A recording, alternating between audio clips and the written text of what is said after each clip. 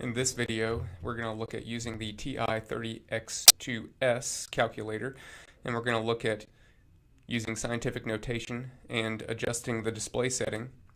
First, to use scientific notation, you want to find this button EE. Notice you don't want to use 10 raised to the X or the E to the X buttons. These buttons do different things. The 10 to the X button takes 10 and raises it to some power. Now, while you do accomplish that in scientific notation, the EE button connects this part of the scientific notation with the number so that it enters into the calculator this entire thing as one quantity. So if I entered 6.23 and have to hit second E minus 9, that enters this entire quantity as one number so that it connects the scientific notation with the number.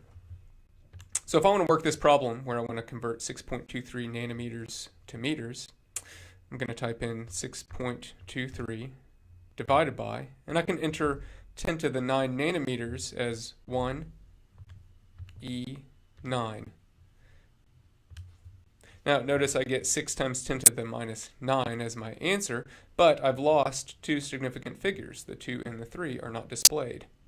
In order to change the display setting, we can go between a floating decimal display and scientific notation with this button up here. If I hit second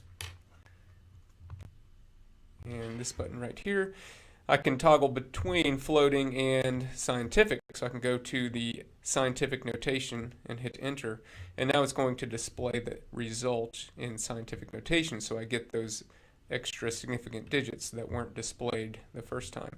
If I want to go back to floating, I can just simply toggle back and have the calculator display in a floating decimal